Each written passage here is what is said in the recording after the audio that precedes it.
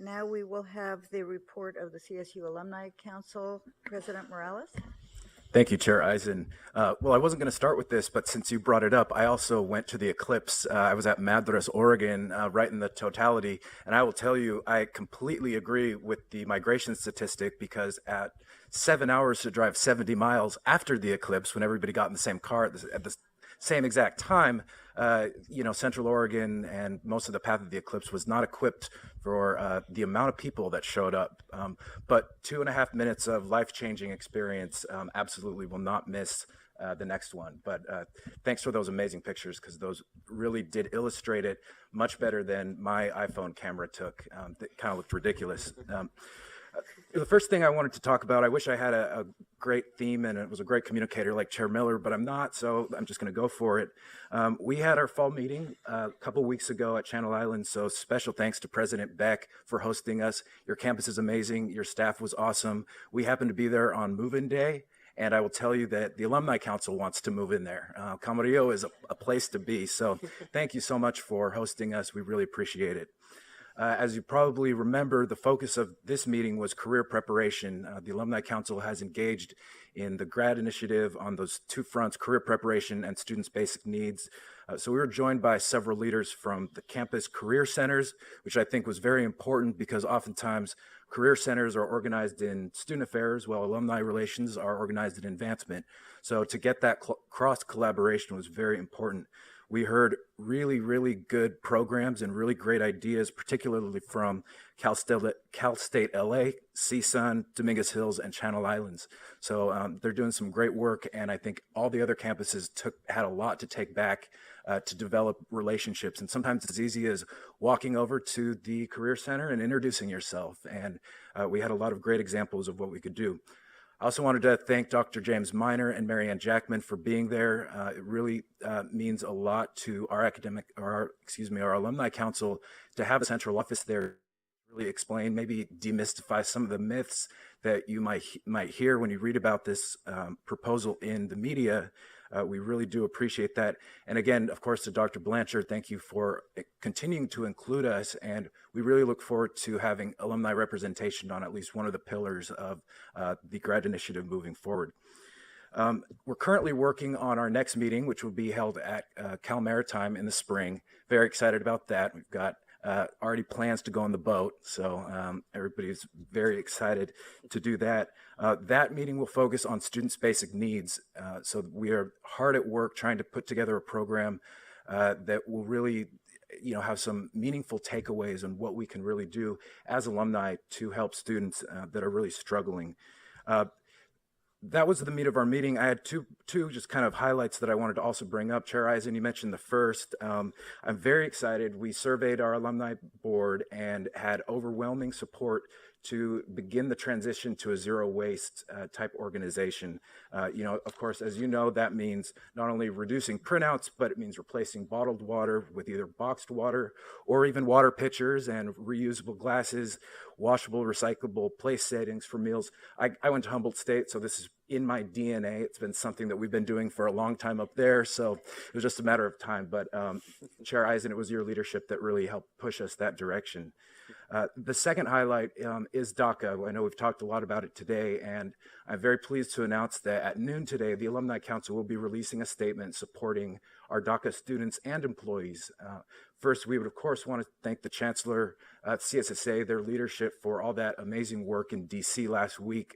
I followed it on social media. I was at regular work, but would have loved to be there. I think it's very clear that the CSU is leading in this area, and I think that's very, very important. So we are joining the other constituency organizations by releasing a statement. But I'd also want to say that beyond statements, resolutions are fantastic. But for those of us that really want to do something, if you're an attorney like myself, or even if you're not, there are many, many opportunities to get out there and really help these students. The Chancellor mentioned October 5th is a big day, so we got to do stuff now. All you really need to do is Google DACA help. Law schools in all of your communities are really kind of supporting all of this.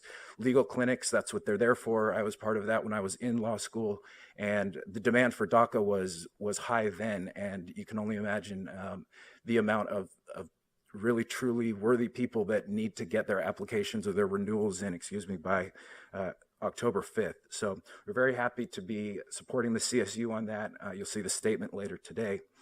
That maybe the one theme that we had this week was the Trustees Outstanding Achievement Award. That was amazing yesterday, meeting those 23 students, Chair Eisen, Maggie, those of us that were on that committee who read all the stories.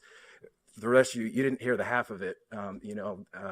You really do get emotional when you read those. All of the presidents, of course, know your individuals that you nominated, but reading 23 applications was an incredibly moving experience, and yesterday was amazing. So it's my pleasure today to introduce our alumni guest speaker, a 2010 recipient of the Outstanding Achievement Award, Tyree Boyd Pates. He's a graduate of Cal State Bakersfield, so we talked about a Bakersfield theme. Can't get enough of it. Currently, he works as the history curator and program manager at the California African American Museum here in Los Angeles. He just oversaw the recent exhibition commemorating the 25th anniversary of the Los Angeles riots. He's also a contributor to Huffington Post Black Voices, and I think most important to this group, we're very fortunate to have him as part of our students' learning experience. He's a lecturer in Africana Studies at CSU Dominguez Hills. So I'll turn it over to Tyree to share a little bit of his story. Greetings, everyone. It's such a pleasure to be with you. It's very interesting what 10 years can do. I'd like to give you guys a little bit of a storyline of how I met a very important gentleman to my life, Dr. Horace Mitchell, and the ways in which CSU has informed my trajectory and my career. As you all will learn, I am an Angelino by and large. I grew up in Koreatown, and the first 15 years of my life was spent there. And while there, I navigated the Los Angeles public school system, much to my dismay, because when I came to the end of my high school trajectory, I graduated high school with a 1.87 GPA. Now, you're all probably asking, how did he get here?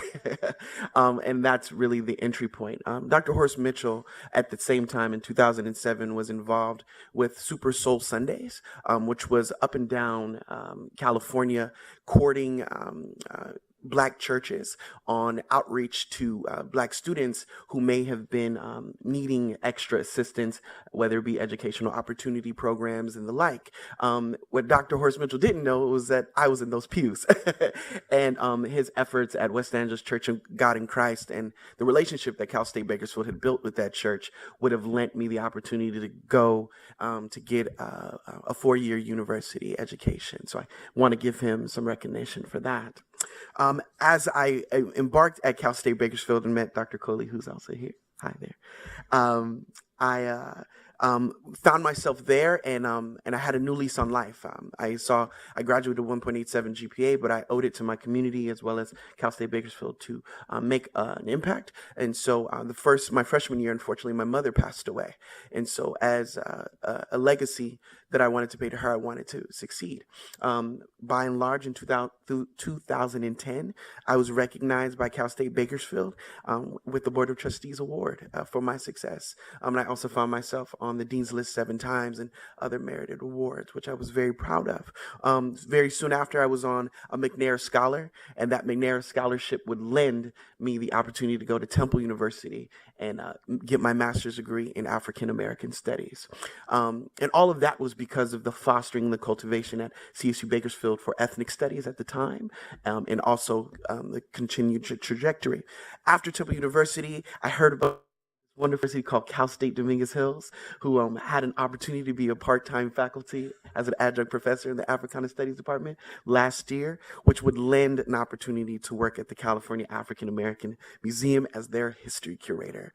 And so by and large, I just really want to say thank you to all of the Board of Trustees and the presidents who are in this room, because what you are doing for students of color, particularly Black boys, are giving them the opportunities to succeed in ways that will be culturally relevant and inform the futures of so many others. So thank you very much.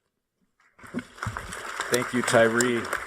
Thank you for sharing your story and being with us this morning. We are truly proud to have you as part of our CSU alumni family.